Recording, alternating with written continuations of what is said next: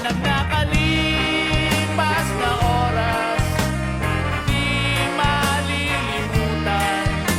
Bituing kumukutita, naabot ang pangarap.